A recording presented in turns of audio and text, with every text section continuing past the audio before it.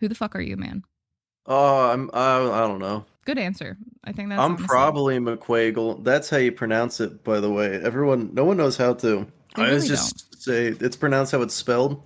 That doesn't help. It's hilarious though. I just tell people a different thing every time. I play Borderlands and I make games harder than they need to be. It is a good slogan you have for yourself. I mean, you're also McDouble. I got a lot of nicknames. There was a huge fight when I was farming bunker one day about Wendy's fries versus just general fast food fries. And it derailed the entire fucking stream, like the entire thing. And I can't even be mad about it because understand, but I'm also like, how dumb are you if you think Wendy's fries are the thing to die on the hill for? Like, no, they're overrated. But people will go off in chats about stuff like that when the most basic shit is happening on stream. There is nothing people will fight about more than food. That's probably very accurate. It baffles me. It baffles me.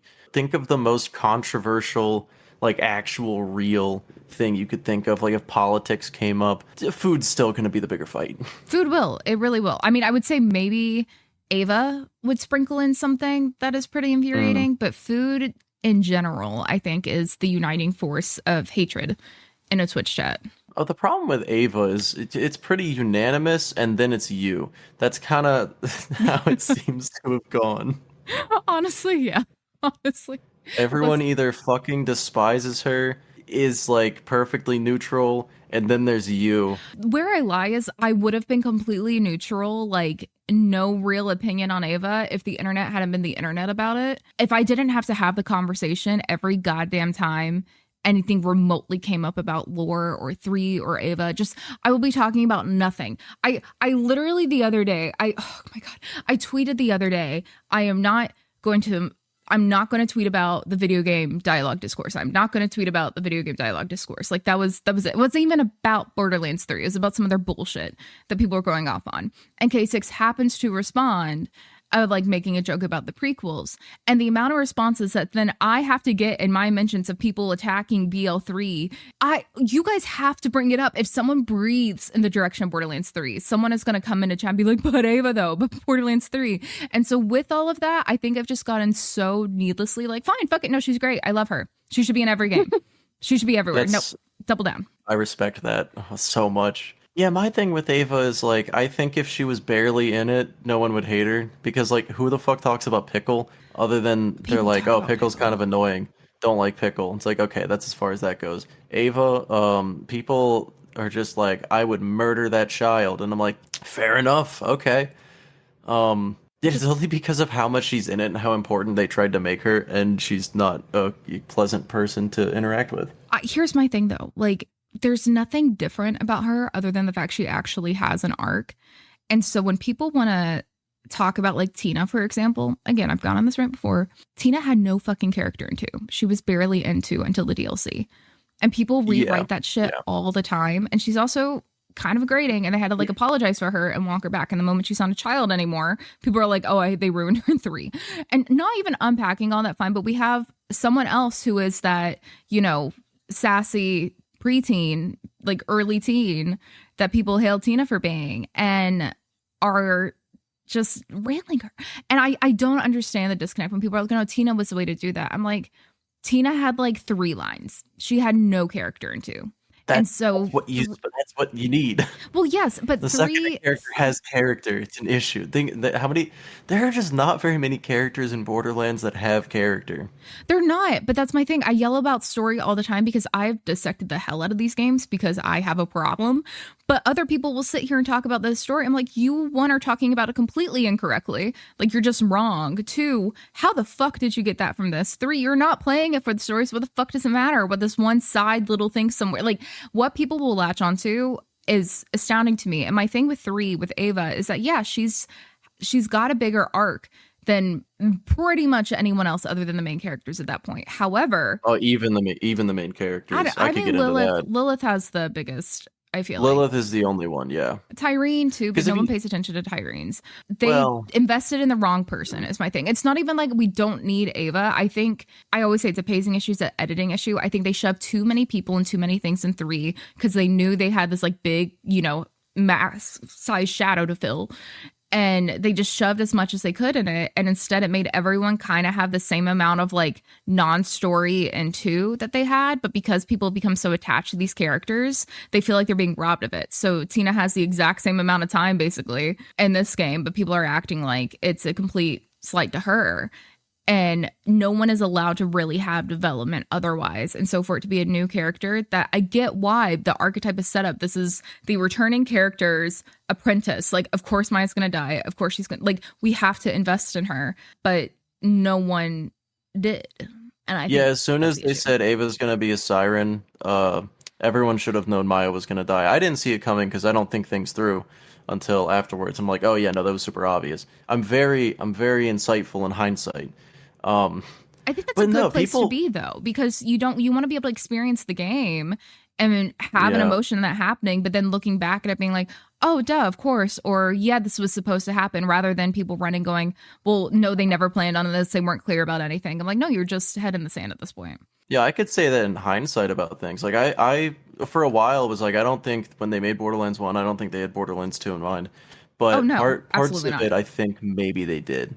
But I'm I trying to remember. don't think they did because they forgot they had a story. But even when you look through the BL2 art book, the different designs they had for Angel, they went through like a whole GLaDOS thing, and where she had like these split Oh, personalities and all this insane stuff. They had no idea what they were doing. the only thing that makes me think they had something in mind is because at the very end, Angel's satellite is made by Hyperion. Hmm. Or was that only in the remaster? I honestly don't remember because I think I've only played the Me remaster neither. because I don't hate myself. Yeah, same. I like having a mini map, and I don't have the memory leaks. That's cool. Yeah. But yeah, so in Borderlands 2, people love to talk about how bad Borderlands 3 story is, and 2 sucks. anytime I say 2 is a bad story, people don't get it. And it's hard to explain, but like there is not a single character in Borderlands 2 that has an arc except for maybe Angel. Like you could say Jack, but he doesn't have an arc, he just gets angrier. That's not an arc. Ava has an arc. She like comes around and like has a whole transformative experience and becomes essentially a different person. I still don't like Ava, but still. Lilith has a very similar vibe, but her arc is mostly in Fight for Sanctuary and then BL3 as well. I would Um argue Jack has an arc, but when you look at the whole series, if you take TPS, of course he has an arc, right? I oh say yeah, 2, TPS. 2 he has a Absolutely. turn. It's not an arc, it's like a 90-degree angle. Yeah, I think when I say an arc, I mean something that like as a character they change. He does I don't think change. he I don't think he changed. He just was exactly the same but was under more stress, you know? He was just a stressed out little guy. He was just a stressed out little guy. He just needed to make some chamomile that would have calmed down. His daughter died. He needed some Xanax. Shut the fuck up. No, that's my thing. So Okay. when they talk about the making of the game, they say that they had him still rapid firing jokes after Angel, and they realized they had to walk that back and let him be angry and let him have that turn. And I do think they do that well. And I think me hyperfixating and being able to be, let me fight to the death for Jack's story right now could argue what Arkin 2, but I don't think that was necessarily intentional. Like, I don't think it was an accidental write in, but the amount of times as a writer I've accidentally written in something where someone is talking about this whole full circle after the fact, I'm like, oh yeah, totally. I feel like the longer you fixate on it, Yeah. it's just, it's able to be there, but it wasn't the intention of 2, because games also back then, this type of looter shooter game, like, it wasn't what this was. Like, we weren't, talking about games like The Last of Us and stuff that needed all the story. It was a looter shooter that had a personality, that had a cool villain. It wasn't that deep. I made it that deep because I wanted that deep. Yeah, and like I 100% will maintain that pre-sequel has the best story and It is has the best friend also story of all the shooters. like the second worst game. Fuck you. Um Go fuck yourself. I mean at least hey, BL3 is number 2 for me. That's if that helps at all. No. No. I don't understand why people hate TPS. I really don't. I could venture give you a bit of an idea for me. Is it going to make me cry again?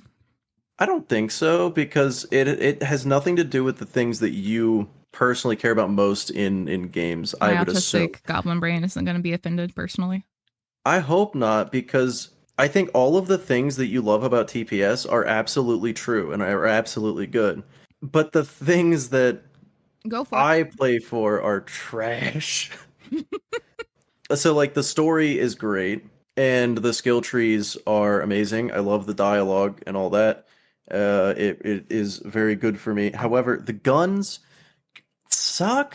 The dedicated drops practically don't exist. The best way to get weapons is vendor farming and grinder farming.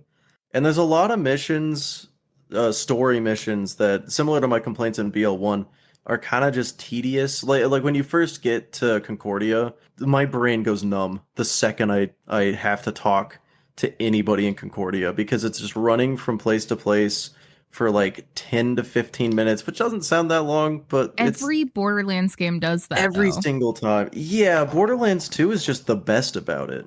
It may be the best about it, but because it's much smaller, I feel like it's like all on Pandora. It's all like, central. And granted, like we have Concordia, Helios, and Elpis and TPS, but there's not like extra world and like lands in there in the same way. Like there is, but it's just not the same, right? As 3 Yeah. with like all these big planets. I think it's pointless. Yeah. We have to run to the bridge all the fucking time, but every single DLC is run back here and do this and turn this in. The fact that you can't fast travel from a lot of places. I hate every single DLC in Borderlands 2, except for Assault on Dragon's Keep, but I've played it too many times. Why do you even like that one? Because I love D&D.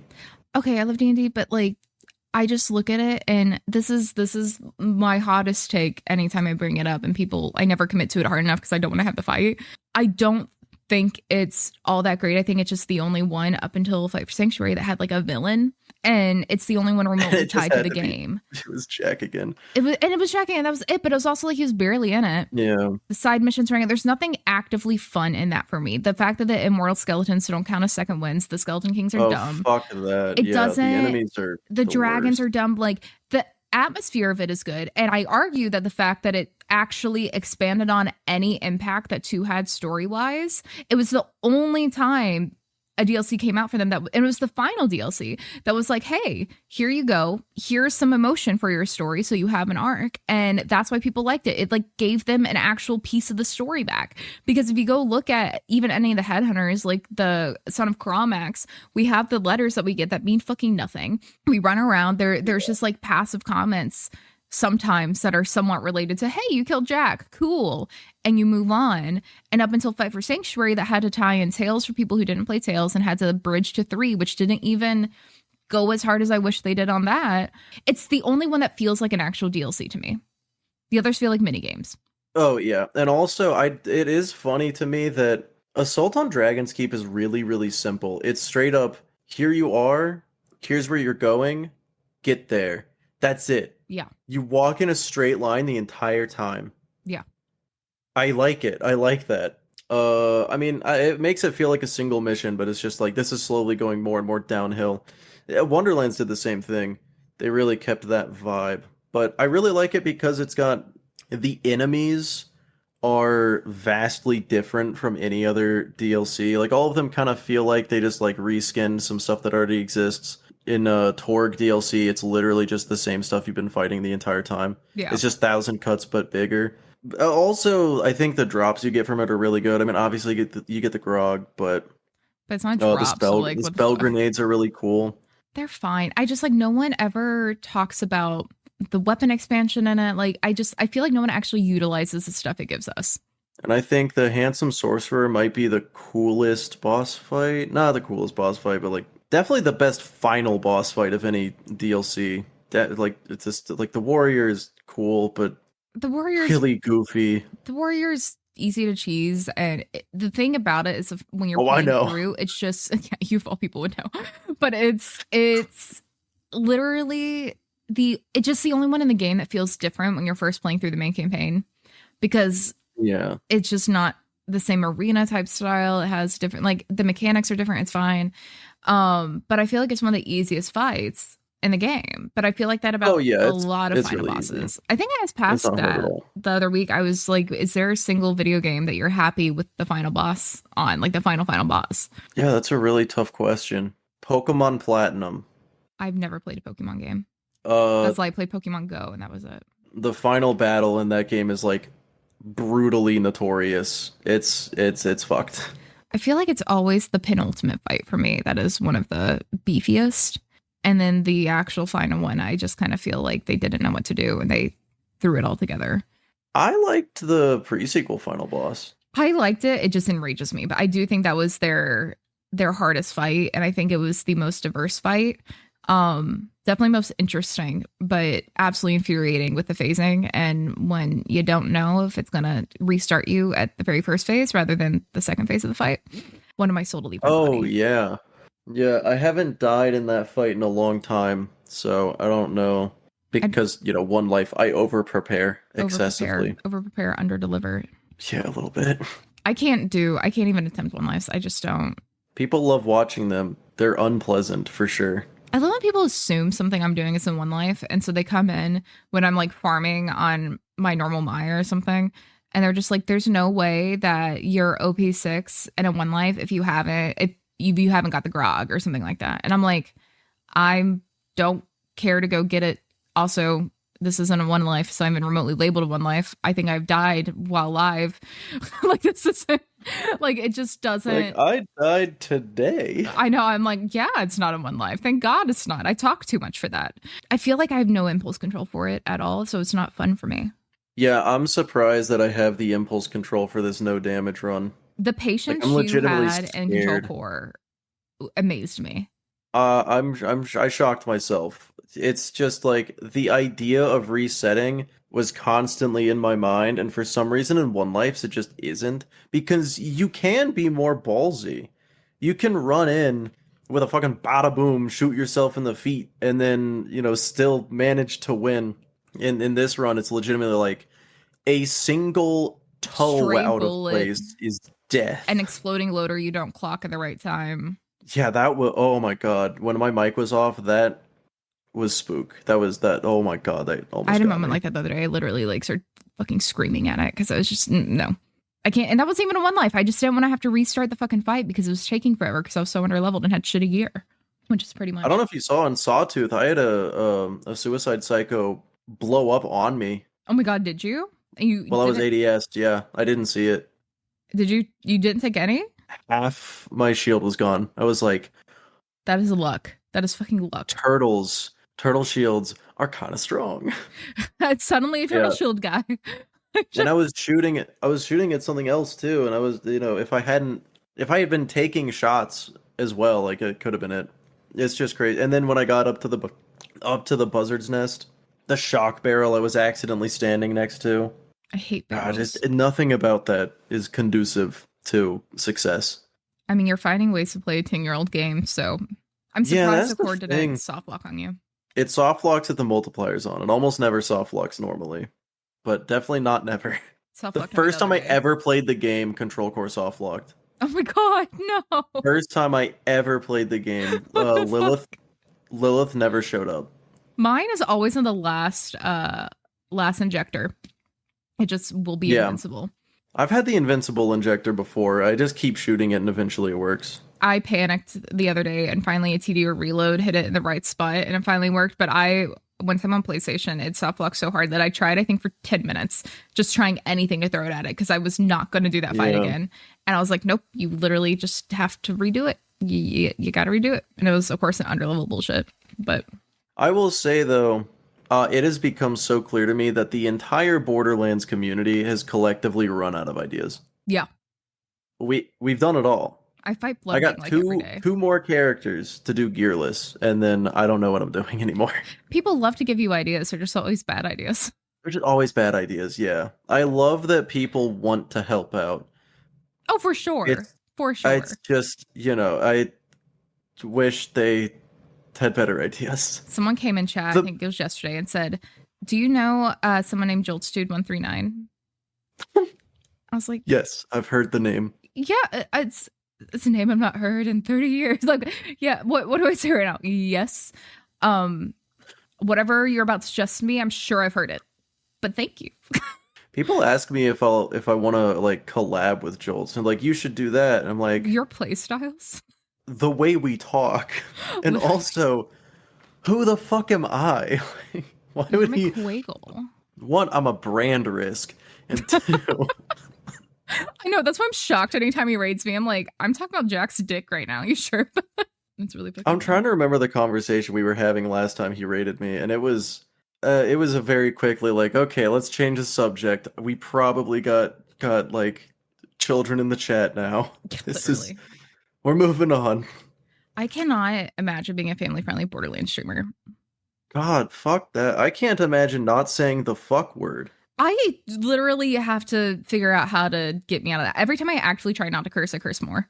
It just, it's seasoning, it's flavor. YouTube already is trying to nerf me. If I had to nerf myself on Twitch, I think it's easier with when you're writing a script for something. Yeah, if you're writing a script or if you have a very specific thing you're talking about, like if I'm explaining something or whatever, if you're just like riffing with people or talking, like I feel like I make vocal worse, which is great. But I think there are just some things that don't mesh well.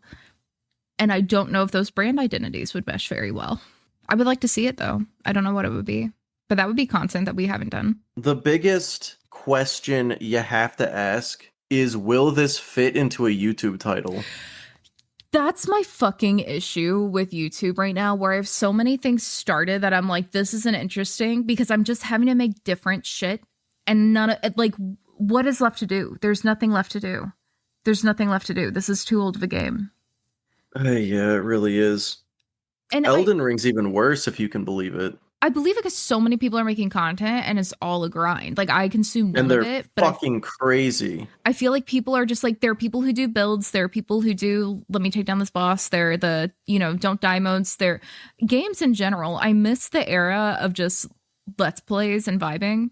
And I don't even think that would be possible to sustain on YouTube anymore in the same way because all their moderations. But like I'm just like, I don't what is left to do? It's like, why am I going to watch someone play Borderlands for fun when I can watch someone play Borderlands in pain? Literally. And that's partly, which is my brand. It's great. I'm all for it. You and me did similar things. Gas is like a different level and I love it. But like in the vibe of, yes, I'm going to make this difficult on purpose. You take delight in it. I just am too stubborn for it.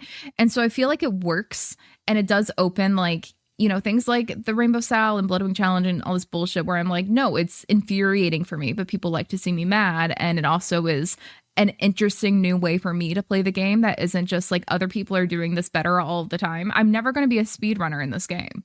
Like, yeah, my favorites are always challenges where it sounds hard, but I come up with a creative solution, which I feel like doesn't happen much. You're fucking, can I beat it with just a mouse? And then you're like, yeah.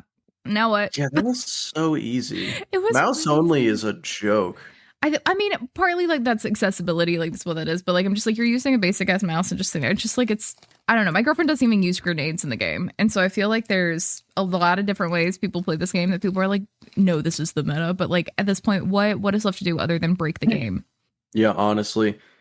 I mean, I fucking made the video how to cheese every boss in the main story. Did you ever figure out how to cheese Bloodwing? Yes. I thought you Jolts actually did a bit before us. Amazing. It only works on Axton or Gauge.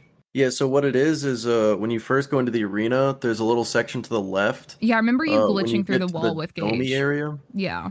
Yeah, you grenade jump up and over, and there's a little pocket you can sit in where you don't get hit, and then just send out Death Trap or the turret, and eventually you'll get it. I hate that goddamn bird. Bloodwing is really easy if you use the skyrocket. If you are ever in a situation where you don't have the skyrocket, Bloodwing, no longer easy. If you have the skyrocket, you're on level and she doesn't have her fucking fire glitch. I swear to God. Yeah, what is up with that? I found that out recently, that sometimes she just stays resistant to fire. Frequently, and the amount of times it has happened when people are yelling at me to use fires, I'm actively using like a fire conference call, or I have like incendiary damage and fight for your life or whatever. And I'm just saying, I'm like, she's in an electric phase or cross phase, and she's still just resisting no matter what. I'm like, I can no longer use the one thing I brought in here because it's just not, it's doing no damage. Because I'm like, I know this is an underlevel conference call, but why isn't it doing fucking anything? No, fucking glitch in every phase, in every single phase, resistant to fire. It's just a broken game. I think that's the thing. I think your chat is dumb. Just the worst sometimes. Yes, it is. Please continue. I love you guys. I feel like my chat is a lot of people that are, have good ideas, sometimes not. If they like misunderstand, They're then they'll well definitely intentioned usually. Even if they're dumb ideas, Yeah. they come in and they're And then like a lot of it is excited. good ideas. They're excited to see you live because they're on your YouTube, and they come over and they're like, I have a great idea. Like you should go get the Sandhawk kind of thing. Like they mean it well. I try not to be a dick about it. Usually, I probably fail in that, but But my chat, continue. I want to hear your oh, I take. swear, if I had your chat, oh boy. It's a test of patience sometimes. I'm trying to think of something nice. It's nicer to say about it, but honestly, it just makes me. Test of patience is pretty fucking mean. Listen, I'm sorry. Some people are dumb and come in there and are condescending assholes, and they know exactly who they are, and they come in and they do it. Some people, I swear to God, live on this planet to make me want to murder them. Well, here's the thing. Imagine the average person, in terms of intelligence, average person. 50% of people are dumber than that, and 100% of those people are in Twitch chat. I'm just like, all of us are playing Borderlands or watching Borderlands. It's a dumb old game. The amount of people who come in and will say dumb shit like, oh, have you beat the game before?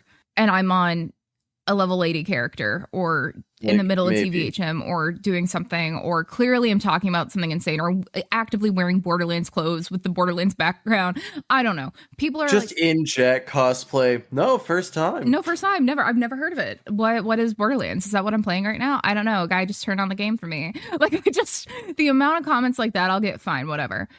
But my God, I swear to God, I don't see this kind of shit in other chats. The closest I see it is in K6. I know people will still backseat Dark Smoke. I know people do dumb shit, and it's not even the backseat that baffles me. It baffles me. The audacity, the he's better than confidence of feeling like you may know something. It doesn't matter who you are. He's better than you, unless you're Deceptics, and then it's 50-50. And then yeah, it's a coin flip on the day, but I would still probably put my money on Dark Smoke. Same. If for no other reason than like free time. Yeah, I would probably trust Deceptics with other shit if I had to put money on it more, but like specifically to speedrun break, it's gonna be Smoke for quick knowledge fact. I hate being the woman on Twitch, but I really feel like there's just like something. No, I was gonna say it honestly. You say you don't see it in anybody else's chat, and it's like, there's a common thread there. There is a common thread, but if I say it, then I'm the woman complaining on the fucking internet about being a woman on the internet. I'll complain about it for you if you want. You're getting mansplained some shit that they just assume you don't know. Or that I know better than them, or that they're wrong about. I understand. Again, it's the intention behind it, and I hate even excusing some of it. But like some people come in and they're like, "Hey, do you mind if I like say something? I like know where a chest is or something." And I'm always generally nice. I'm like, "Yeah, like go ahead. I probably like don't want to go right now, or like not worrying about it because I'm not optimizing here or whatever." And like they'll say something, and it's fine. Like the tone is still there, but I don't think it's a conscious tone. You know what I mean? It's just kind of like that, like, oh, let me offer advice. And I'm like, okay, great. You're excited to tell me something about a game you love. Great, tell me. And the well-intentioned, even if somewhat condescending people, I will generally just kind of roll with. But my God. Did you know there's a golden chest in Sanctuary that you can open? That there's a guy named Randy who will tweet out keys for that. Then you go and click on it, and then sometimes you'll get stuff. Maybe now you'll be able to beat the game. I know you're on OP6. I know. On your 100th character. You've never but this advice will get you there. But I think what will make you beat Bloodwing is if you go back and get a thing called the Lady Fist. That is several missions forward from where you're at. Yes, chat GPT-ass advice. Literally, okay, we honestly, I do want to do chat bullshit because I think it'd be fucking hilarious. I'm afraid to know what it said about the Calypsos, but I really do feel like it's chat GPT kind of advice sometimes where I'm like, you know, it's hilarious. What? So it was giving like just off the rails incorrect stuff, right? Yeah. Everything it said about the Calypsos was 100% accurate in terms of the legitimate complaints people have about them. It got it perfect. I don't believe you. I will send it to you right now. I'm gonna out chat GPT. Go. Sorry that I interrupted you, but I'm just ranting about being alive on the internet, and I'm choosing to be alive on the internet. So someone's always gonna be like, "Well, you're choosing to do this." So I mean, like, it's what it is. I just start at one point talking back to people, and some people will go, "Oh, that's hot," and some people are like, "Who the fuck are you?" You're going to agree with very little of this, but in terms of the fact that they are legitimate complaints by the community, put forth in an intelligible way, baffles me that ChatGPT came up with this. The Calypso twins in Borderlands 3 have been a subject of controversy and criticism among fans and players. I'm already mad. With many considering them to be poorly written and cringe-inducing characters. Well, opinions may vary. Did tell it to specify. I did specify include the fact that they're cringy. That is entirely on you then. Well, opinions may vary. Several key factors contribute to these criticisms. Number 1, lack of depth and complexity. The Calypso twins. See, I can't. You know what? Actually, I feel like in the dialogue of the game that could be true, but I know that on the wiki deep dive they are very deep and complex characters, but that just doesn't come across very well. Here's the thing. I'm not going to blame this AI for, perpetuating this myth on the internet. However, their motivations and personalities lack depth and complexity. Unlike Handsome Jack from Borderlands 2, who has a multi-layered character with a tragic past, the Calypso twins feel one-dimensional. One that's saying feel versus whatever. I'm gonna pick that apart. Whatever. You can. Jack is deep because I fucking made him deep. Yeah, no, Jack is pretty straightforward. He's a pretty one-dimensional guy. I fucking love Jack. Damian Clark carries that performance, and I say that every goddamn day because people will come in and deep throat Jack, and I get it. I get it. But I'm sitting here, and people... Do you know what someone fucking said in K6's chat the other day when I was in there that I literally had to leave? Oh, please. They said that there was no reason for us to believe that Angel was actually Jack's daughter because he's a known liar. The fact that media literacy is this dead, that I still have people arguing that Jack killed his wife and that Angel isn't his kid and that, he... That's not even a bad take. That's just like what the fuck are you talking about? It's just an incorrect take. That's your conspiracy theory on this. It's confusing. There's nothing to gain from that. It's like, okay, could that be true? Technically, sure. But why? But we also have recordings of her as a kid and shit like this. So you're saying he just kidnapped her from birth and then I don't. If you want to say he's not her biological father, then sure, that. Okay, weird headcanon, but it's just patently wrong. And that's the kind of shit people still come for. So if you're going to sit here and say Jack Seep, yes, I think he's layered. I think he's there. But I think that's because of the performance that was put in on it. And the fact that I've taken every single echo and crumb we've gotten in this game and put it together like a crazy board to be like, look at this. This is where he's at. But honestly, on paper, we don't have much. His grandmother, had a buzz axe, was mean to him. Cool. He had a daughter named Angel. She was secretly a siren. According to her, she was locked up for years. And now she wants him dead because he's gonna, destroy Pandora or whatever. And he is CEO of Hyperion / president of Hyperion / head of Hyperion and rich and has a diamond pony and, was eating bad pretzels. And that is what we got. Yeah. So his entire character is he thinks he's the hero and he wants the bandits dead. I love there we go. He is ice cream. He is very simple. There's not much going on. Here's my thing. Fuck, it's delicious. He's a tasty boy. He is a tasty boy. Thank you. I'm glad we acknowledge that. It's not even that he's simple. It's that he can be simple, which is why you can use him in a simple story game. His actual, if you want to sit here and get in the motives and do this, it's why TPS works at all, is because there is an arc there for him to follow. It's not like you're forcing anything on him, and that exists solely because he genuinely, even in his dying words, believes he's the hero. He is fighting for it, and me as an actor will dissect the shit out of all of that. But I'm sitting here and on paper, the Borderlands 2 story is very point A to point B to point C, and you're done. That is it. Mm-hmm. The Calypsos actually have they have fights with each other, they have backstory, they have echoes. The Typhon comes into the picture. There's a bunch of shit even I hate about it, but it's there, and so you don't have to like it. That doesn't mean it doesn't exist. Yeah, they are definitely more in-depth, and I won't say well-written, but they are more written. Because, me personally, that I don't vibe with them so much. But for me, it's entirely their dialogue. I think that they were supposed to be the cringy internet creators, do you know what the kills streamers. Me? To interrupt you right now, what kills me? They are fucking satire. And I feel like there's been something collectively on the internet for the past chunk of years that at some point people decided that they no longer knew what satire was and nothing was allowed to be it. And so instead of getting the fucking point that they are making, everything is bad. I swear to God, if Portal came out today, people would say the dialogue was cringy and bad. I think cringe culture being dead, running with it, like people just cannot handle shit anymore. All of us know that it's satire. The problem is it's not. They it don't doesn't though. even Mick, they begin argue to. me. Oh, okay. Maybe they're stupid. Okay, People are never dumb. mind. They Then. argue me. They're dumb. They don't understand.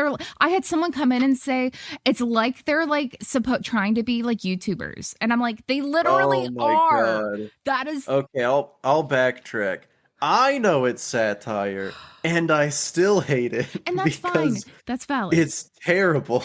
It's valid to not like something. To say that it is not intentional blows my mind, because they literally say like, subscribe. Yeah, Jesus Christ. To hate something for what it is fine. To hate something for something it isn't is just wrong, and it's incorrect. But yeah, I feel like the whole YouTuber streamer satire is like, it could have been good, but instead of taking any level of subtle approach to it, like, here it is, what's the, you get the idea. It was fucking dropped like a nuke and blinking neon lights. Hey, do you get the joke we're going for here? Do you get it? Do we have to explain it for you? And apparently they did have to explain it because no one got it. But like, Jesus Christ, no one gets it. But here's like, the thing: they tried to nail the nail on the head, right? Hammer that in. They took a fucking gun and shot the nail through the board of wood. This analogy almost makes sense. Anyway, I'm very heated about this. I'm heated about it in the opposite way, though, of literally like, okay, so this point 2 from the chat GPT bullshit, forced and uninspired humor. The writing for the Calypso twins humor can be seen as forced and cringeworthy.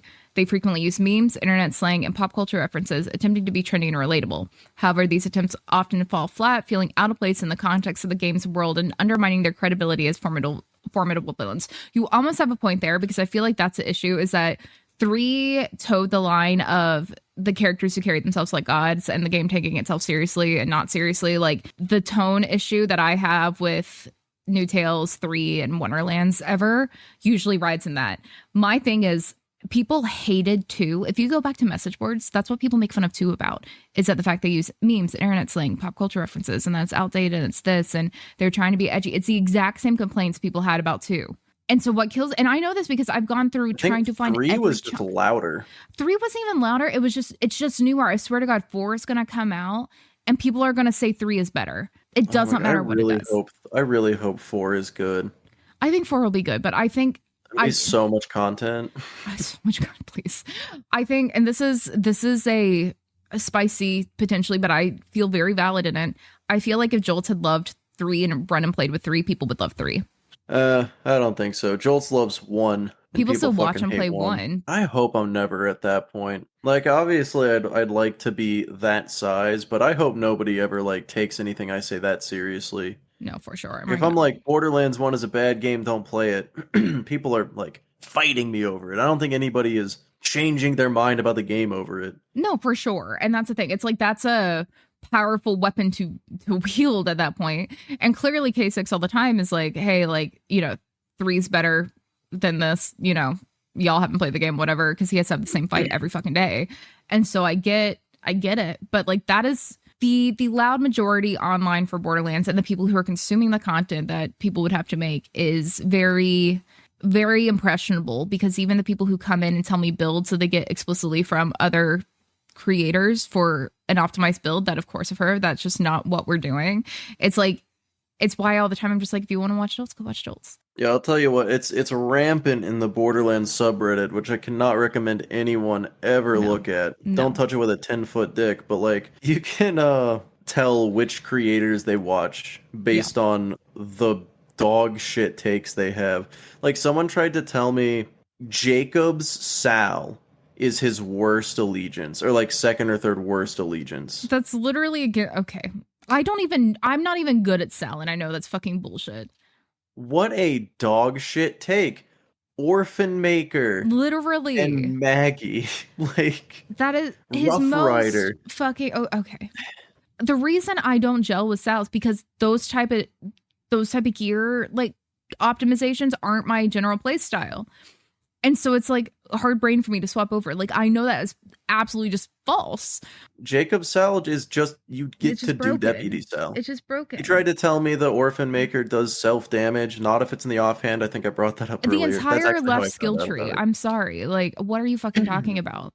I'm like, dude, Orphan Maker full money shot, you will one-shot anything up until the end of UVHM. It's why like I'm until OP genuinely levels. trying not to break Sal in the Rainbow Run right now, because the whole point is to use the shitty gear up until we can use Right. good gear. I'm like, let's not run him with exploits and do this shit, because at some point he is broken. Don't put a long rider in the left hand. Got it. Jeez, literally. I'm just like, because I'm gonna need that at these insane levels if we fucking get there through the shitty gear, because so much of the gear just gets outclassed so fucking fast, and pearls suck. But there are ways around that with specifically Jacobs. I don't know. People are fucking dumb. What is this? That's part of my thing with 3, though, is I feel like even if we had a perfectly optimized version of 2 come out that was just like a remake that felt like 3, could give people like everything they ever fucking wanted from it, that they say that's what they want, they would still go back and play the original 2. I don't think this would be a thing where like the new Last of Us came out and I only play the remake. I think people would go back to the original release of 2. I don't think they should do a BL2 remake. I selfishly want one for me. I think it would be a mistake for them to do it, because I don't think people are gonna be chill about it. Don't get me wrong. If it were done well, absolutely great idea. BL3 graphics, sliding, mantling, all of that. Update the fucking collision. Jesus Christ. Please. Maybe fix some of the bugs.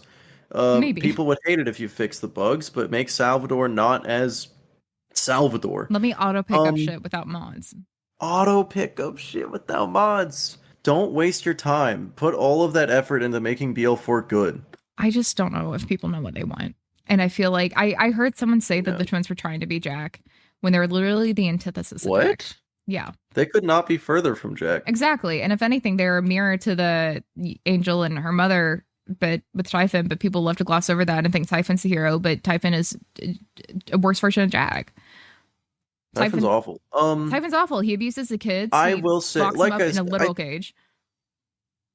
I kind of like them as characters. I've like gripes with them, like their motivation. I think it does get into this. Oh yeah, contrived villainy, that's in there. Their dialogue is just bad, and not because it's like poorly written. I think they accomplished what they were going for. Just they accomplished it a little too well. They are intentionally cringy and annoying because that's the satire. They're fucking streaming to bandits who say shit like I'm conductor of the poop train. Okay, that's fair. Yeah, and so that humor's always been there, and now it's just like that's my thing. That's my thing. Listen, wow. My chat absolutely deep throats Claptrap, and I hate it. I do not understand it. I do not understand it. But Claptrap has always been that cringy person in Borderlands. Jack was a condescending asshole, and that's why he was great. Like there was just a different way to do it. It was Tony Stark before Tony Stark was RDJ. That was it. And so now we're going to say everything is Marvel when Marvel isn't even that quippy. They just try to be. It was RDJ you're thinking of. That is what you're thinking of, Tony Stark. Everything else is just fall flat and doesn't work. Like people's complaints about dialogue just kill me. And so I'm like, the Calypsos are still very much Borderlands style humor. It's just, I think the dialogue in certain areas is exactly as bad as people say the Calypsos are. I don't think those were the bits that were on the surface. Like in Borderlands 1, I mean, you pretty much only have dialogue from until you kill Sledge, and then it just goes downhill from there. But like talking to Zed, TK, and Scooter, like that dialogue's good. I like those characters. And then in Borderlands 2, Jack is just talking in your ear the whole time. He doesn't talk to you that much. He has like 20 minutes of dialogue. It feels like a lot more. It feels like a lot more, and it's really not. Like, it's why I'm always, griping at Vocal when he skips up or whatever. Like, if you go look at his actual files, the twins only have like 10 minutes more technically, but they just have more echoes and stuff like that. Jack genuinely does not have a lot. 10 minutes more in a much longer game. Yeah.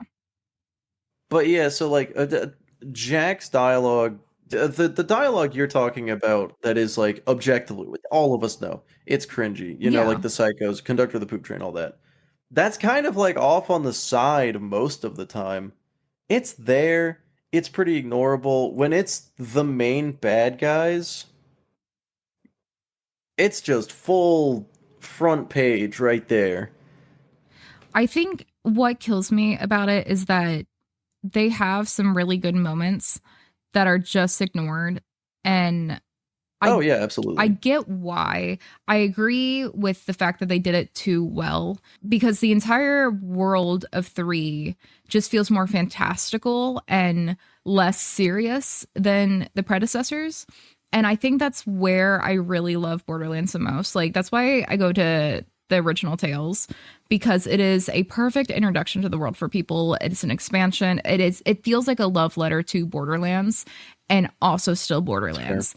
It is it it is just an actual DLC for the game in my brain. Like it is absolutely the exact same thing but fleshed out and the stakes are higher and it feels more like an intentional world. And then none of that happens Yeah. again going forward because the tonal shift that we have with 3 New Tales Wonderlands. And there are moments I like about all of them, but like the twins, like here in this bit where they talk about they're cliched and they want fame and everything. But the point is they were trying to be Vault Hunters first and failed. They wanted to be like their fucking abusive father and did all this stuff and then found this. And then even the echoes of them getting their first like follower basically and being like, holy shit, like we can do this choice manufacturing this. They're doing this because at the end of this, it's going to be just them. They are literally eating the world. Like they are meant to be in the stars doing this because their entire lives has been Tyreen having to keep Troy alive through any means of this. Like he has always been sick and dying. He has always been a part of this. And this, Parasite is always fucking hungry. You have to have some type of depth to that. And that is there. It's in the game. And I can sit here and hurt my own feelings about it and really dig into the implications of that. But we don't see any of that in a shooter where we're running around doing and stuff and the stuff's colorful and things are happening and people are making jokes rapid fire and we can do whatever. Like this isn't the type of game to deliver that type of narrative, especially when the whole world is something like here's Penn and Teller and here's Balex and all Yeah. this stuff that really I think muddles it. And that's fine because again, it's a looter shooter. My desire for like that deep story isn't the forefront of anything, but then it shocks me that people say that story is the issue when it really doesn't even take its own story that seriously, but it's not that much of a departure from any of the Yeah, it other really games. doesn't. And that's why I always say that when people complain about the story, they're really complaining about the dialogue and like just how painful it is to I listen say to certain they're complaining characters. about the pacing. I really think they're complaining about the pacing. Yeah, the pacing in BL3 is a nightmare. The game is way longer than it should be. Yeah. I feel like a lot of manga games have that. Necrotafeo should not exist. No, just cut Typhon entirely. My thing is the Eden Yeah. 6 goes on for fucking ever for Yeah, me. honestly. It does. It goes on so long. But the thing with the difference between the Calypsos and Jack, I want to kill Jack because he's a narcissistic asshole, he is dangerous, and he's standing in the way. I want to kill the Calypsos to shut them the fuck up. I feel The like fact that they are dangerous and standing in my way is secondary. Please stop talking. I Is think pretty much my vibe with them. the issue with them is that we don't I do, but like we don't take them seriously as a threat.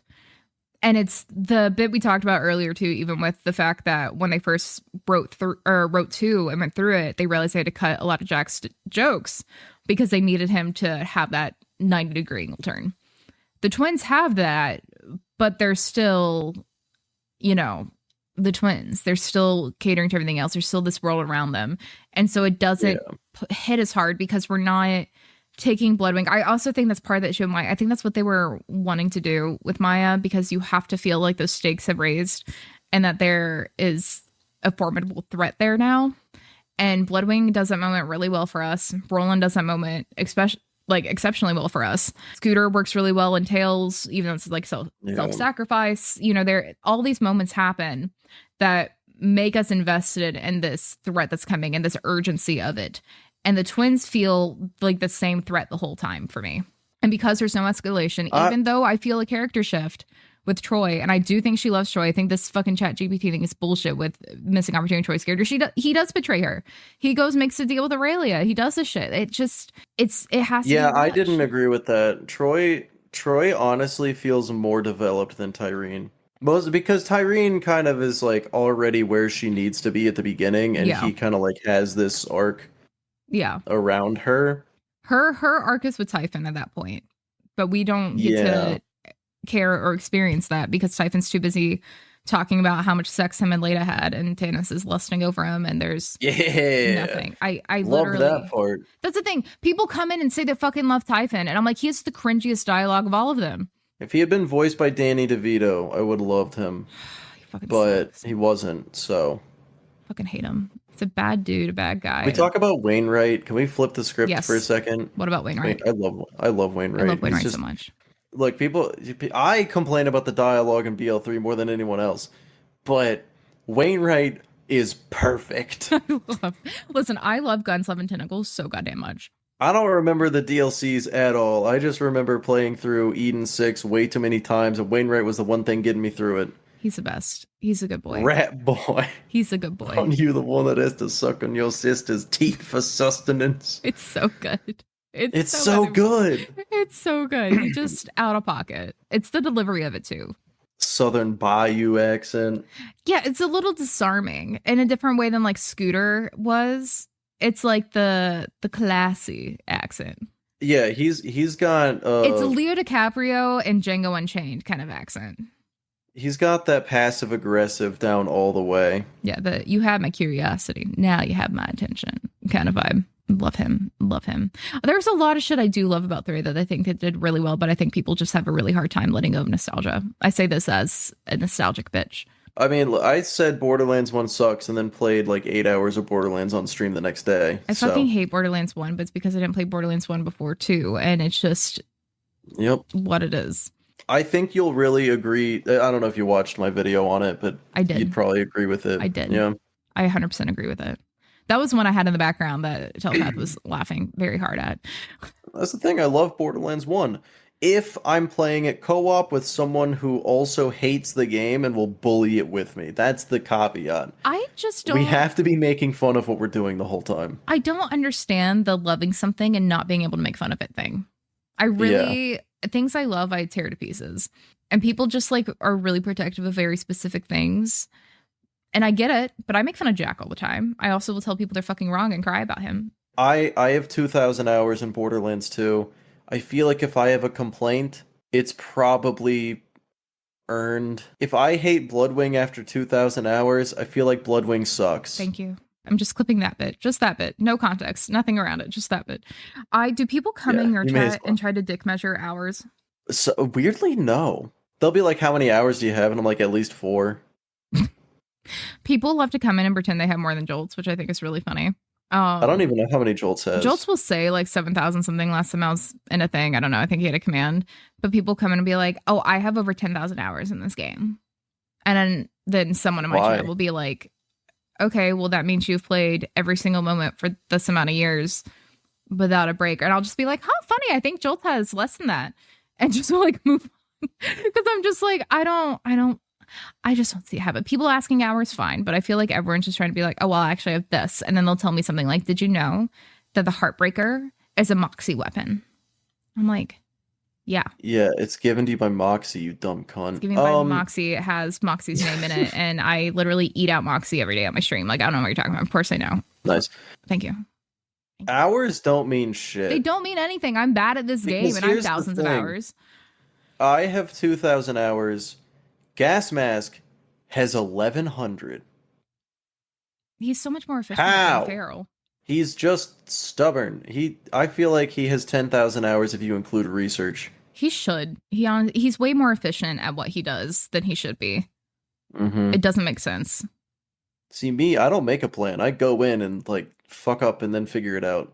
I fuck around and find out. There we go.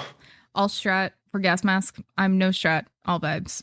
But Gas has to have a strat, I feel like, with what he does. If we did a challenge together, you and me, would you be down to do something obscenely difficult like how I usually do? Absolutely. Oh, Lord. Please. I feel like I've never done 2-player gearless. Oh, God. I think, honestly, could we both be Maya or would we both be...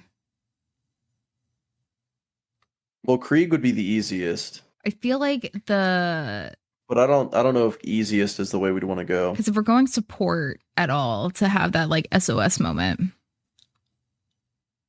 Probably Krieg Maya, right? I think so. Maya Gearless actually gets a lot of stuff, but you would have to get kill skills, and I don't know if you're going to be able to with a Krieg on the team. Maybe. Because you can get Cloud Kill Gearless. Can you for Gearless? I was like, you can't use Death Trap, right? Kinetic Reflection, yeah. I think Say we should what? do it. I was like, you can't use Death Trap, right? You could use Death Trap. That's fucking cheating. What the fuck? Do you really want to play Gearless Gauge without Death Trap? No, That's I literally just like melee that's like only. that's the whole thing. That's the whole gear. It's like a turret. Like you're just using the turrets and Death Trap. I don't know. I've done Gearless Gauge and Axton, and Krieg is still easier I feel like yeah, Krieg is just in every possible good way. boy. Zero is probably easier as well, just because melee. He does have a good melee. Maya, Honestly, I think once you build up Maya Ruin, the problem is Gauge fucking sucks. Like Death Trap is just bad. So once you get into TVHM, it doesn't even matter. Like it's lame. It's not that it's like broken, it's just boring. yeah. I feel like that's a lot of challenges though. Why kind of like lose steam on making shit because again everything's And then been Axton, done. of course.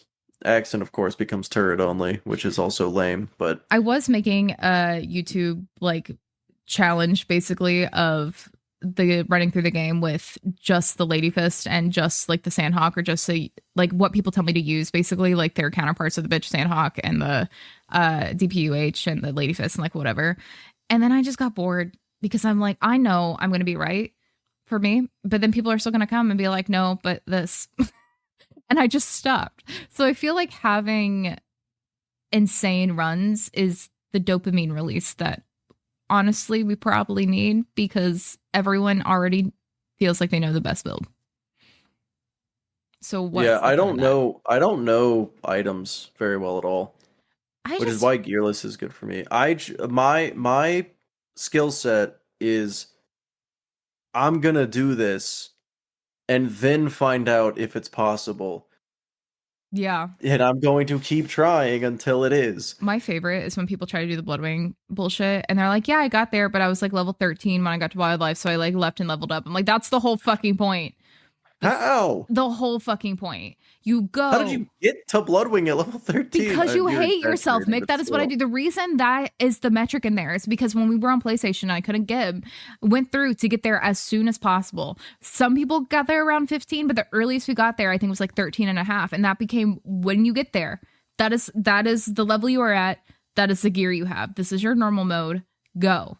And kept it the same. I will never do Bloodshot below level 15. Because it's exhausting. Bad Maw Yeah. alone took fucking forever. And that's when I was like, okay, anything we do on one file, we have to do on all of them. Then when I moved to PC, it was just like, cool, let's just start it at Wildlife with the same gear, make it easy, right? But having to go through all those, each individual Vault Hunter on PlayStation for normal mode, and then just start TVHM, people still fucking don't like you're gonna get there and you're gonna die. There's no way, it's not possible until at some point it is, and my brain is too stubborn to not figure out when that but it is moment is.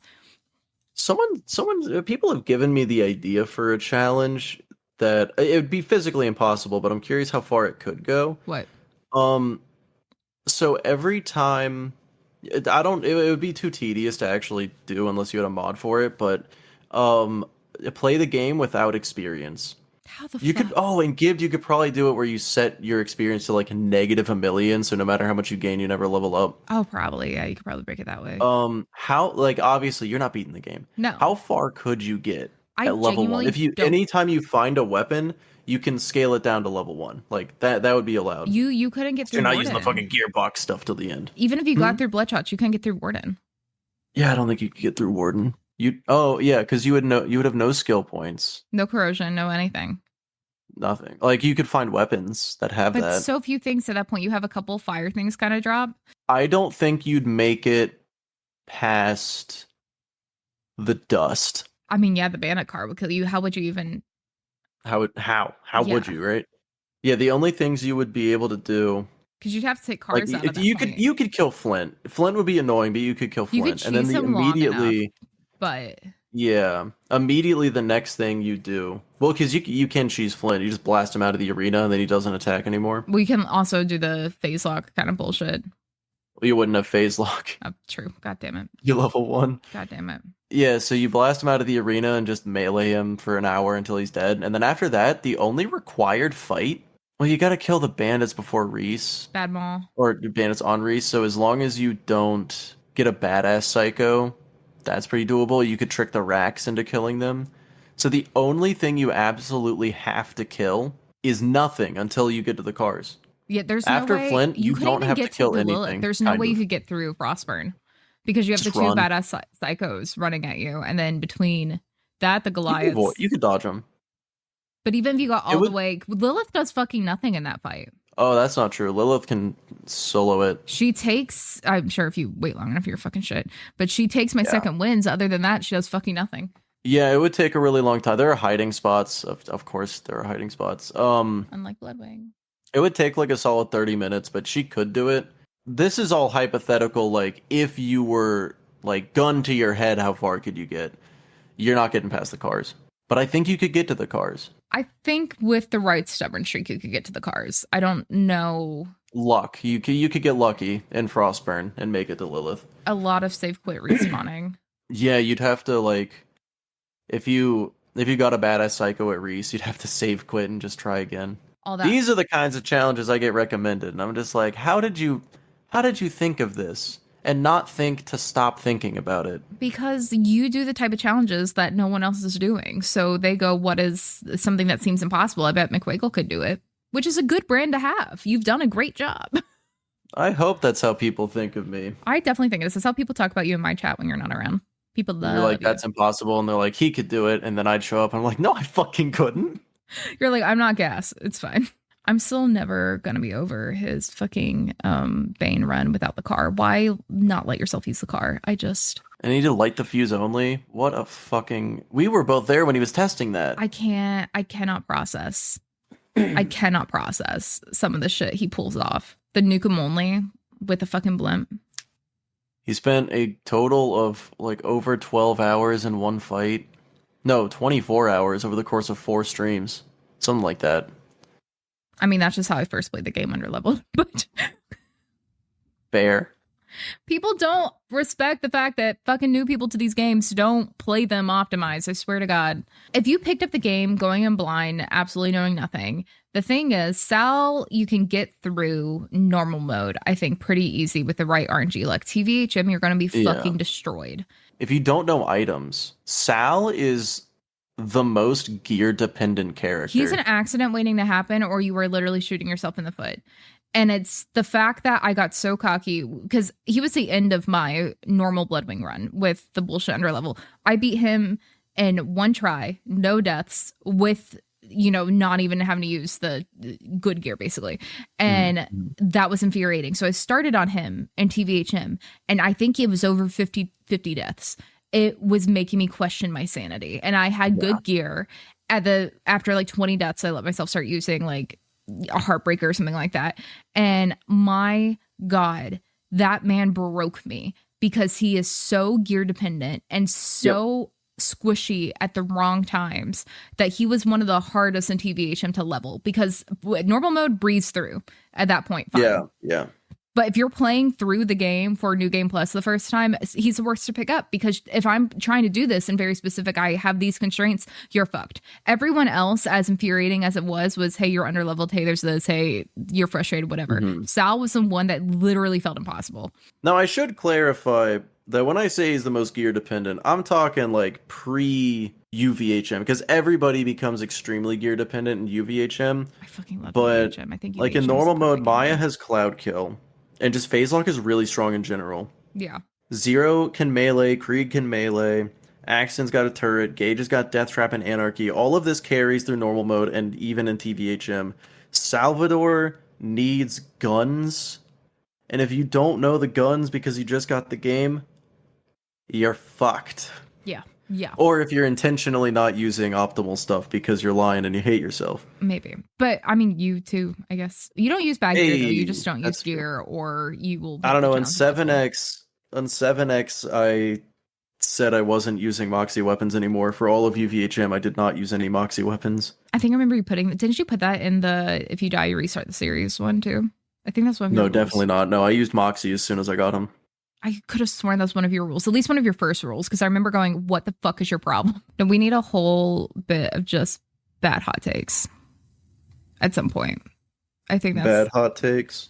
or like ones that will probably enrage me. I say bad as in I will take them personally, or Our whatever. own takes or bad takes we're gonna make fun of that other people have. Both are fun, but probably our own. Well, definitely the Salvador Jacob's allegiance is bad. That's an insanely That is insane take. Jack not being Angel's father, the absolute bad take. What the fuck are they on? I don't know. I think people just want to feel like they're cracking something around. I have no idea. What about Mordecai being just kind of the worst? Mordecai's the worst. I'm sorry. He's just fucking annoying. I swear to God. I hate Mordecai. And it's entirely because, look, maybe I lost a one life playing as Mordecai and I decided he's a total little bitch. That's not the reason, though. It is, but it's not. He just always makes my gear face through a wall, or when I go Off the record, it is. On the record, he's a cunt. His bird, he doesn't come get his fucking bird himself, so I just have beef and the fact that he never keeps my weapons safe when I go drop them up there and then they face through a wall and I'm on PlayStation and can't do anything about it. Maybe I'll hold a grudge. Why the fuck does everyone in Borderlands get kidnapped? I just, like, that's off topic, but what the fuck? You saw that video? Yeah, I did, yeah. It's true. It's true, though. Valid point. Valid points were made. I was wrong about the fact that Brick was never kidnapped during the story. But after the fall of New Haven, he did get kidnapped by the sheriff. You know, that would be totally clear if we had a Fall of New Haven DLC. That would be great. That would be pretty great. I'm begging. Begging. But Borderlands having a prequel, they would never do that. No, sounds fake. Okay, hot take. Pre-sequel is bad relative to the other games, except for one.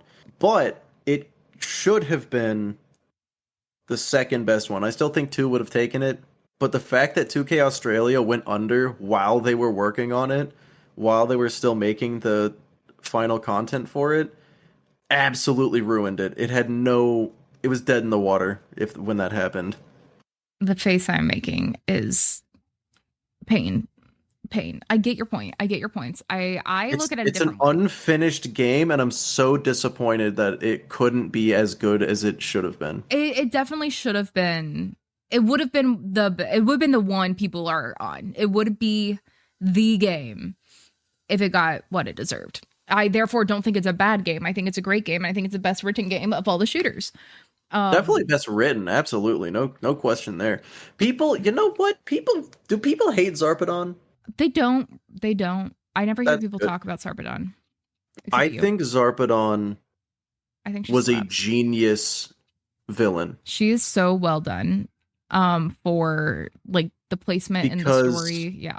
Yeah, because she's fucking nothing. She is so plain. That's fine. Like, Jack is clearly the star of the show, and if we had a villain that tried even a little hard, we'd just complain that they're not Jack. So having a villain that is just like, they're there and they have motives and they are menacing, but you're not going to hear much from them. And Jack's annoyed by her, which I think is a big part of it because it helps guide us being like, oh yeah, Zarpedon. I think she's so well done and she dies at the right time. I think there's also plenty that subconsciously... She dies a little early though, doesn't she? I don't think so. I think the game picks up a lot faster. Just, again, Borderlands suffers from that kind of second to third act leveling issue where it just is either bloated or they don't know what to do. So it just kind of spaces. But I spent all my time in Helios, so that's beside the point. Borderlands, all 4 games, have no fucking clue how to do a third act. No, they don't. And I get third acts are hard. I suck the most with third acts, but I think they are real struggle with they either remember they suddenly need to do it, or they have no idea how to get there and how to wrap it up, or they shove everything they possibly have in it, and it just doesn't pace well. Which is, again, why I go back to pacing. But I think that's why Zarpedon dies at the right time, because it gives time for us to have the turn with Moxie and Roland and Lilith. It gives them purpose in their betrayal here too, because they're now the thing that's in the way. They are now our villains at this point.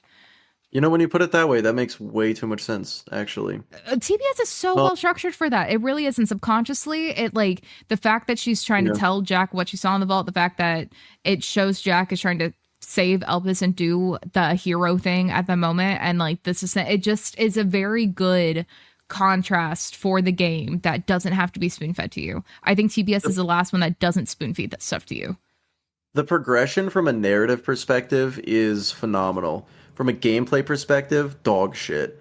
Perspective, ugh, can't even speak. Gameplay perspective, I hate going through the not wildlife section. I hate dealing with the maps. I hate hopping around it on Helios, trying to get the veins of Helios 18 times over. I don't Yeah. mind Concordia. I don't mind, you know, the progression of like leveling through everything. I think it's actually the most balanced. It's not like you have a Bloodwing situation where you're suddenly 5 levels under when you were doing okay. Felicity is probably the biggest difficulty leap, and it's not that bad. You're definitely right there. I think comparatively, there's not like a, oh shit, need to double back at this point. Like it does a really good job fixing a lot of that. But I think because people don't view it for some reason as a full game and not in a, it didn't get its full cycle or in game content, as in the length of the game, I feel like people feel is a lot shorter than it is. Yeah, and I feel like the level scaling of the missions is pretty brutal, but like consistently throughout. It's not Yeah. one specific mission where it's like, "Oh, I'm fucked." Yeah. It's constant. I think it's harder than the other games in terms of that. Like you have to go do side quests or But farm they in make the order side to quests be feel on level. actually connected to the story, so it makes them feel less like side quests and more Yeah. like while you are there, do this, which I enjoy because that's my big issue too, and why I tell people all the time I never initially played side quests because I was like, no, I want to know the story, I want to get through the story, I want to do the side quests that either are about that or interest me, or like the opportunity ones. It's like, well, we're there and those make sense for what we're doing. Versus like, hey, while you're there, can you get monster parts and like collect echoes and play capture the flag? Like, there's so many random shit that comes up that TPS doesn't really do. Like there's the occasional little thing like that, like, hey, go find this grinder thing. But while you're there, they The keep fucking expanding. grinder. Yeah, fuck the grinder. But like it's just more connected. And it had the benefit of being developed at the same time as Tales. So they got to intentionally do that. 2 didn't know what it was or what it was going to be. And so it was just a standard video game at that point, and it was great. And we owe a lot to it. 3 has a fuck ton of side missions you can go do that are all connected for the most part. But the issue is there's just so much to do in 3 that I feel like people are already like, what is this pacing? And you also don't need a level as badly in 3. Baconator beat BL3 Gearless 5 levels under leveled. That sounds about right. It was probably Moe's. But the benefit of that is like that's partly why they took out the slag mechanic, because people bitch so much about it. And like the mayhem modes do offer more than the OP levels do. They really do. And you can make the game as hard as you want it to be by not picking up all the gear, the drop rates, and changing the mayhem modes or the difficulty and things like that other games don't have the benefit of. However, it's absurd at a point in 2 that you have to be using XYZ gear to not die at a point, but it's much later in the game. TPS doesn't have that moment. It just has stuff that'll make it easier. The biggest issue with slag is that they made it so strong. I like slag as a mechanic. I just don't like the execution in UVHM where it's 3 times as much damage. Make it 1.5. I never Make it noticed 1.5 and make the enemies weaker. Until I started doing the other character challenges, like when I started streaming, I never knew what people were bitching about slag about because it wasn't a big deal for me. And it's because I run Maya. And so I have Ruin and everything is slag all the time. Yeah. Yeah, slag really helps some characters and then others just get fucked. Yeah. And by others, I mean Krieg. Yeah, poor little Krieg. And Gage, but who gives a shit about Gage? I love Gage. Gage is just fun for me. She's just... How dare you? I know, I'm sorry, but there's something about that little dude. And you get to high-five him in VR. I didn't know you get to high-five him. Yeah. See, here's the thing about Gage for me. I used to really like Gage. I think it was Mopey said at one point, Zero is a character where you enjoy him more and are better with him. It's like he is better overall the more you use him. Gage gets worse the more you play her because there's no skill and there's only one build. I could argue different builds, but there's no point of doing it because it's just like, yeah, there's optimally there's one build. But Yeah. I feel like with Gage, she's great for the people who aren't playing thousands of hours of this game to break this game. Oh yeah, no, absolutely. Like if someone has never, when my girlfriend played Borderlands for the first time, I was like, yeah, pick Gage. Yeah. And she's fun. I think she's fun for casual players. I think DLC characters tend to be that. And I argue that's what TPS does better than any other game, is that every single character feels like they're viable in different ways and they're interesting and they are better the more you play them. I say that without playing Claptrap, but fuck Claptrap.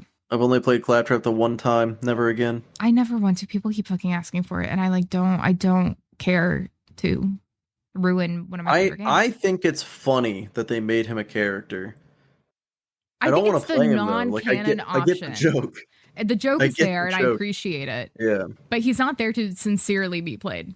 Yeah, we all know. I think it's interesting that pre-sequel had technically one canon option, but it makes it feel like, everyone is canon for me, except for Claptrap. Yeah. The canon option would be to pick Athena. Well, Athena and Nisha and Wilhelm in one party. Well, that's what I really like about Claptastic, where you see everyone at the end and things like that, where it does have that visually there. Because I do feel like it does the best job of making it feel very much like this is the group people together, because they are clearly in other games. And why Claptrap always feels like a DLC character to me. Honestly, he does. The Baroness fucking sucks. I hate her. I love her. You're crazy. You just don't like bitches who are mean to you, who would step on you, and that is sad for me. That's not true. I love those people. Name one other. I don't like rich bitch. There's something about her, man. She's just mean in the right way. She's mean in the I have money and you're bad because you don't way. Jack literally laughs at us for the fact that he's rich and we're not. Yeah, and then we kill him. We kill Aurelia too. Yeah, but not in the game where we're playing as her. Yeah, because you can't. I mean, you could kill yourself, but like, it's not the same. Also, it's just fun. She's just exactly the kind of human person that absolutely no one should ever want to interact with. I mean, so is Nisha, and she knows she's hot and sexy and should do whatever she wants forever, except maybe not see any more dogs. Yeah, I could agree with that. Hey, you said mean bitch who'd step on me, Nisha, for sure. That's what I'm saying. But when I yell at you about Nisha being like the hot bitch, okay, no, like, here's the difference. I like Aurelia's gameplay and I hate her character. I like Nisha's character and I hate her gameplay. You know what? That is a step up from what I normally get you to say about Nisha, so I will take it. I will take it. You never asked about her dialogue. I talk about her all the time as a character, and you're like, no, that's what I'm talking about. She just sucks. She sucks. She does. She doesn't suck. She's so much fun. She is the Sal of TPS. That's probably true. I just don't like playing as her. I think it's absurd. I also don't like playing as Sal, so that's... I don't like playing as Sal, but I love playing as her, but I don't know if that's because I'm a simp or because she's fun, but she's fun. I main Timothy, as you probably know. Yeah, you do. Why are you saying that like it's a bad thing? It just tracks. That's exactly who you would main. Not talking from a gameplay perspective, just a vibe. And I feel like you would respond to this. I'm not calling you a kiddie. I'm just saying that I feel like the way he first introduces to Moxie, I could see you saying bullshit like that. What? What do see this reaction here? Thank you for proving my point. He's me, okay? Yeah, you're a little Kenny, and that's fine. I'm a Jack Kenny. It's fine. We embrace it. I understand him. You understand Tim. I bully Tim a lot. That is one of the things I fucking hate when... And I bully you, full circle. You do. I get really... hate or bad or mad or whatever is always the wrong word, but when people always want to come in and tell me you can play as Jack technically and it's in TPS and like whatever, I'm like, yeah. No, you fucking can't. But He's I'm also not even like, close. It's not him. And there's a definite difference of someone who loves Tim and someone who loves Jack. I'm a Jack bitch. I'm not a Tim bitch. And I'm so much not a Tim bitch that I'm convinced of my conspiracy theory and Jackbot. And that's it. And people just all the time, they're like, oh, you could do that. I'm like, why do you think I want to do that? I want him to flirt with me. I don't want to bitch about him the whole time. Though Jack is fun to play. Like, I just think Timothy's a really solid character. He is. And also I like his dialogue. He's fun. He's a lot of fun. Not his combat. His combat dialogue is kind of... Yeah. I drug my feet playing him. And then when I finally did, I was like, okay, yeah, he Counter-Strike thing is a lot of fun. But I feel like that about most of the TPS characters. Yeah, his dialogue with Jack is just really fun. It's The really funny. fact that Jack thirsts over him and he's like, I don't like this. Were you there the other day in Opportunity or like last week or whatever with the fucking robot hand job line? No. There's a line in Opportunity on the speakers before that I had to go back and listen to that it's you're basically like nothing to complain about because you'll be like, oh, like this hand job from this robot Jack is the best thing, like whatever kind of thing that Jack's recorded. And I had a whole meltdown about it, clearly.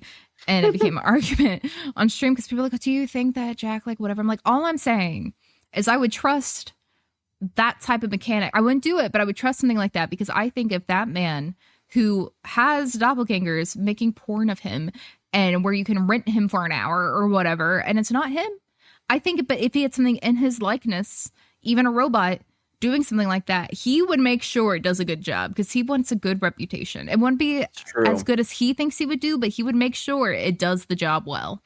He kind of needs to be loved. It's the quality.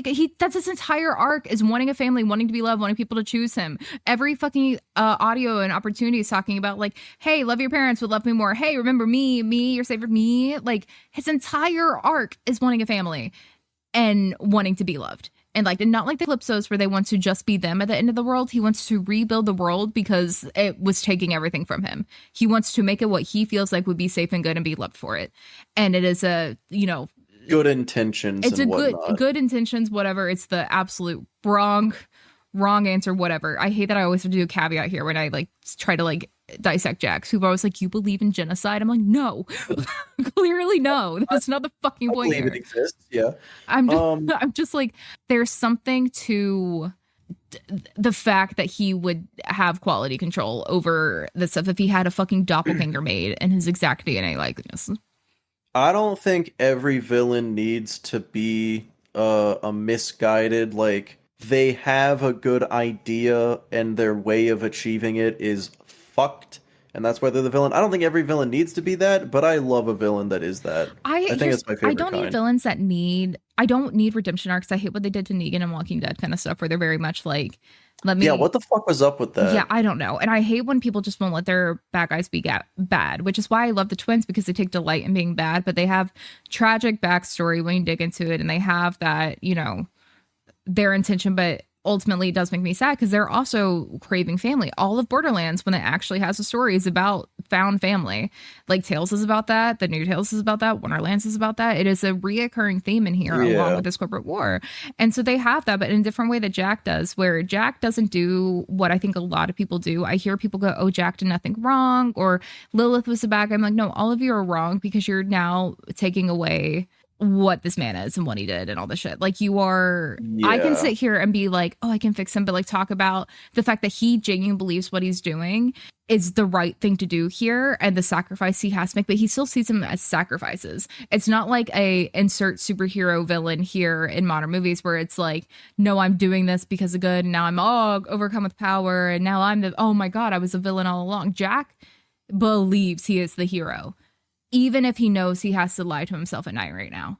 But he's doing it for a cause. And it's so fun. That's why you like to root for him and against him. And, don't hate him every time he calls you and does dumb shit at the beginning of the game. Because you don't hear from him. That's the thing. That's the thing about like a redemption arc. I don't think the main antagonist should ever have a redemption arc, but someone within it could. So, like, Angel, for example, she was never really on his side. But she, like, kind of was, but unwillingly. I could go on a whole fucking... her redemption arc is fucking stupid because it's, like, instant. Hey, I know I betrayed you and got a lot of people killed and almost ruined everything, but you should trust me. And we're like, yeah, okay, that works, I guess. I think, I just thought of this now, and you're probably going to hate it and disagree. In theory... I think Troy or Tyreen could have had a redemption arc if the other one stayed evil.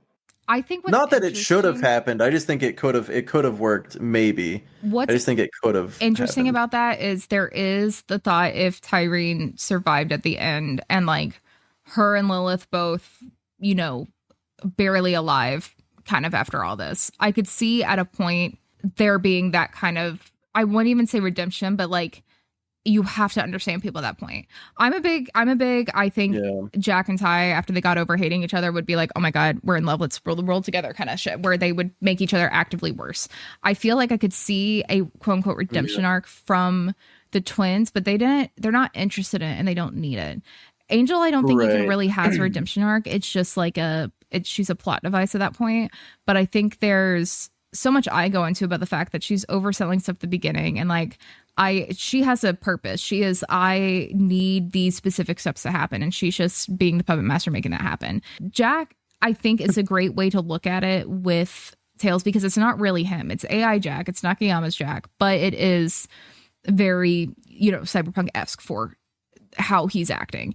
And they do have that in there where it's this big, Helios destroyed big moment where he's like, the road to hell is paved with good intention, and the ones you love lay litter on the roadside. And here's this whole spiel about like, I will spare you the amount of times I've told myself the same thing, that this was necessary and that I never could have done what you did. I couldn't have killed all those people like you did. Like, he has this whole thing where he's like, this is bad. And then he still turns on you to try to kill you. And he's like, this is what commitment looks like. This is what it takes. And then when he's finally literally on his knees begging, he's just like, don't send me back there. There is nothing there. It is nothing. He has to learn about Angel and he's doing all this stuff where you're still feeling for him. And I don't think that's a redemption arc. I think, and it's so dependent on how much you've trusted him through the game too, but it does a great job of giving you more depth to him and realizing why he did what he did and what he did, and that he's still the person you have to kill at the end. There's no way you can't not do that because of who it is. And he doesn't try to get redeemed. And I think that's a great way to do it. And only villains that really have an intentional like basis, I think, like a foundation of how they became that way, can really do that. And it's why I think Star Wars hot take, when people debate about if Hayden Christensen should have been photoshopped in at the end of Return of the Jedi, when you see everyone there, where it's like, well, that was before he was Vader, it was Anakin. And it's like, people just want to sit here and feel validated and feel like a good person for liking the villains. And I'm just like, I much prefer the villains who are absolutely the villain, regardless of their intention, and have a reason, whatever that is, even if it's no motive, even if it's something like a Scream thing where it's like, this is what we're doing, but there's logic to it for them. And I love that so much, and why I probably don't fight with people like the Joker as much. You get my Jack rant. You're welcome. Yeah, because I don't think Jack is in any way redeemable. There's a difference between having redeeming qualities and being redeemable. Like, you can understand where he's coming from. The Calypsos are kind of just batshit crazy, Like, they don't have any room for redemption because they're like, we are going to destroy everything because we want to. I think they're like, oh, I argue okay. that. I argue that, though. I argue that because of how they raise the power. The power she has is literally consuming everything around her. Troy's the only person that she's able to like save at this point, and she tricks him to leaving Necrotafeo and doing all this stuff where it's like they were going to die there. They were always just trapped. They weren't going to be able to do anything but him dying forever and her just like eating guardians and stuff. And there's no path there. And their entire lives has been, them against the world doing that. And Troy gets a taste for that outside of her. And Tyrene's initial response is, okay, like, I get you're running, yep, your show now, but I make me uncomfortable, but okay, yep, you make the calls. Like, they're very much still trying to take each other into account. By the end of the day, it's been because no one has been there for them. Like, Tyrene's first line to us is about the bandits welcoming her into their family and thanking them for this. They're also just looking for this. And so depending on how you spin it, you can empathize a little bit with that. Right, you can empathize with it. Their motivations, their background is understandable, but their goal has no redeeming qualities. Whereas like Jack or Zarpedon, what they're trying to accomplish makes sense, and pretty much anyone would agree with it, but how they get there is what makes them a villain. Whereas the Calypsos, everything about them is pretty much like, I get where you're coming from, but you gotta go. I love that though. But also we see that with Typhon too, when she's just like telling him off, yelling at him. Also, I do love, and no one ever clocks it, that he never calls Troy by name. It's always the boy. He's just like, this is another. it's Tyrene and his Starlight and like all the stuff that is there. And I know it's my daddy issues clock in there, but there's so much to fucking unpack with her scene with Typhon and what he's still trying to go for, and the fact that I still argue with people, they're like, Jack fetishizes sirens. I'm like, nope, you're thinking of Typhon. But it happened. I just get mad. It's fine. Jack just wants to use them for power. But it's not even like, it's not like he's like, oh, cool. He only needs one at a time.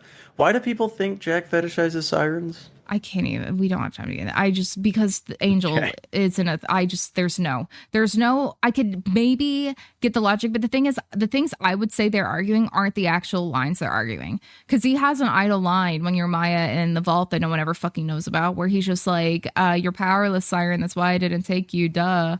And like things like that.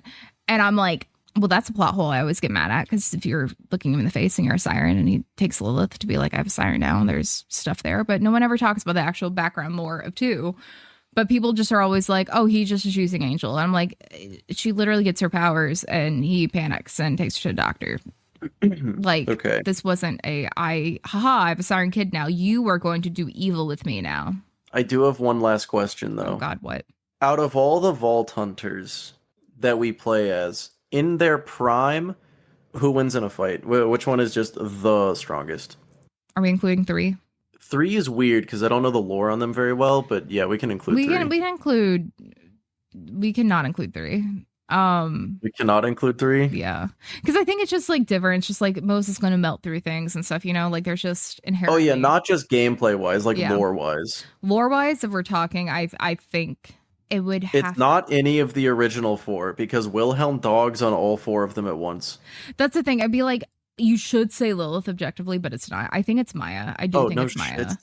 I also think it's Maya. That's crazy. We're agreeing. What the fuck?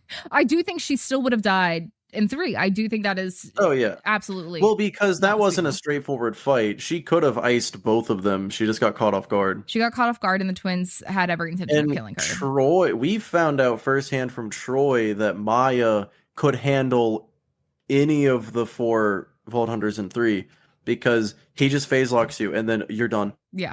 Bye-bye. GG. I think Maya's lore is clearly the one most expanded on. Like, yeah, you have Sal. Yeah, Zero is a good contender. I think Maya just inherently, she can mind control you. She can phase lock you. Like, whatever way you're really looking at how phase lock is used in this, you're dealing with a witch. You're dead. And if you think about it, Wilhelm, based on size... The only reason you can't phase lock Wilhelm is because he's got a boss health bar. Yeah. You can phase lock Blue. Yeah.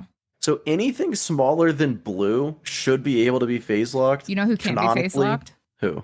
Fucking Jack's doppelganger in Opportunity. I know. It's so goddamn dumb. It doesn't make sense. It's so dumb. But yeah, so she, lore-wise, should be able to phase lock Wilhelm and then just melt him. I mean, yeah, she can do Surveyor, she can do whatever. Like, it's the fact she can run around and really make everything clear the path. There's no way. And this is her not knowing how to use her powers into. I think the only person who stands a chance is Zane. I could see Amara theoretically, but she also just like brute force a little bit. But I do love a lot. Yeah, I feel like any of the characters who just brute force are pretty much just guaranteed to lose. But Zane could throw up a barrier, and I don't think she could phase lock him through the barrier. I think the same argument could be made for potentially some of the TPS crew, but it would be really tree dependent rather than lore dependent. Like, clearly we're going to mow down Nisha, even though she would be great. But like, Nisha will try her best. Nisha could kill her, but if we're talking everyone at their prime, then no. Like, yeah, Nisha gets bodied before her prime. Yeah, exactly.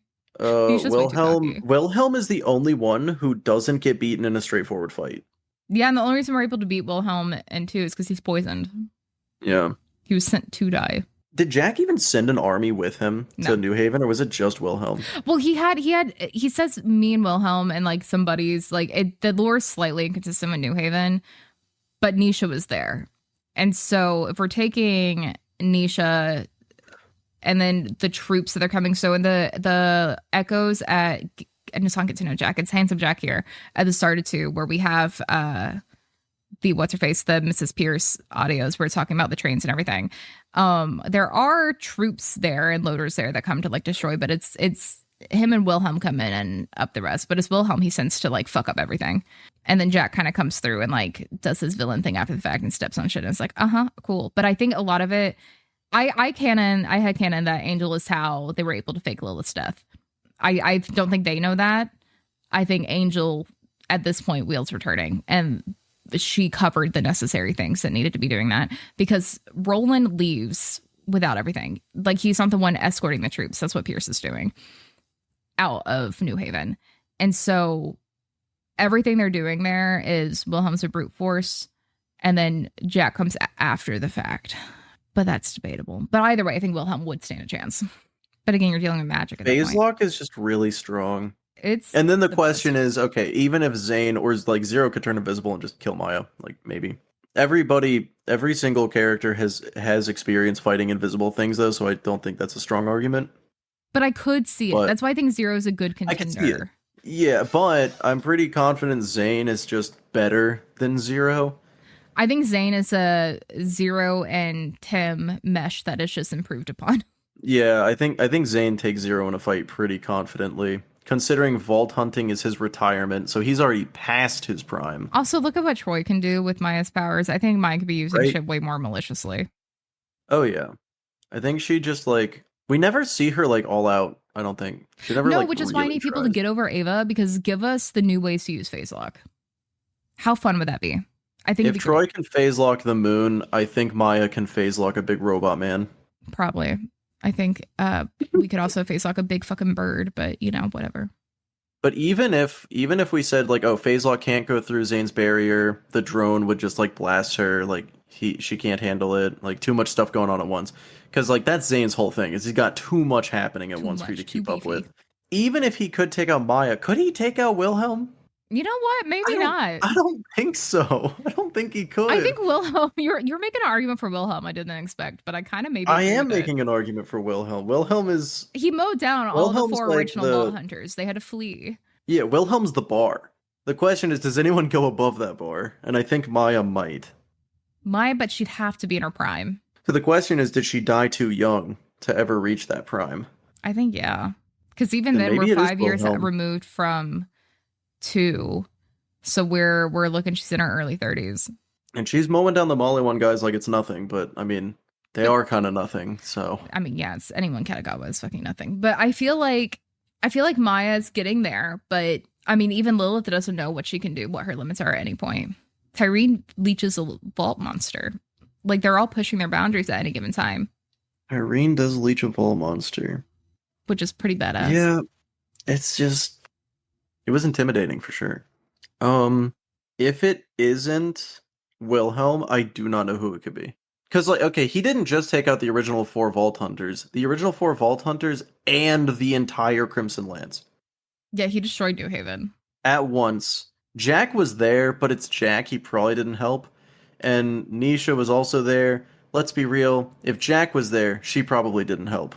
I don't think Jack was there. I think he's a good, let me do this from afar kind of person, but I see him more as like the villain and stuff where there's... No, we get the audio logs. He was talking to Pierce. But that's at the end of everything. Like, I don't think I think once the immediate danger, once the Vault Hunter, like the Raiders are gone, because he's not going to go and let fucking Roland kill him. My whole thing, Jack and Roland both know at the end of the day, one of them is going to kill the other. It has always been a story about Jack and Roland. Like, all Absolutely. of 2 is that. And so everything with New Haven leading up to that, when he's not there, Jack's coming. And there's no, which is why I think it's such a pivotal moment in Control Corps when he can finally get in, and there's no fanfare about it. There's no anything. He's just like, this is done. We're done. And him coming, I see him more as a villain where it's like the skulls are all over the floor, whatever, and he's like walking on them, being his little monologue that movies love to do. I see that vibe at the end of New Haven. I would love to be wrong and have him be there, but I think the canon timeline says they all took New Haven. Him and Nisha had a lot of sex. Like, there's something specific in the timeline about Nisha being there. No, because in the audio logs of Helena Pierce that you get in Liarsburg, Wilhelm and Jack bust in. He's like, nobody moved. Oh, wait, no, they were on a train. That wasn't even New Haven, Yeah, that was it? a train of people leaving. That was right after. That was everything, because that's what I'm saying. Roland wasn't the one escorting the people out of New Haven. That was Pierce. I shouldn't be disagreeing with the lore whore. You honestly, I need a hat that says lore whore, but I feel like people get mad at me. Okay, I'll let you go. We'll argue about this. Yep. I'm trying to get gas on here, and I think honestly the three of us should have like a competitive kind of shit. I don't know what it'd be, but I think honestly a rapid fire thing would be a lot of fun. Honestly. It would be just you saying absolutely dumb shit and Gas being probably right, and I think it's worth it. No, we'll fight Gas tooth and nail. Perfect. Tell him. It'll be great. We'll kill him. Kill him. I hate you, but I love you. Hell yeah. Hell yeah. It's fine. It's Friday. Love it. Good fun stuff. Sure to find Miqueagul. Links in the description. Also, just Google Miqueagul. I am positive he is the only one. I'm Speaking Lion. Thank you so much for joining us this week on this episode of DLC Required. We will see you next week with some more chaos and maybe less Borderlands. Bye.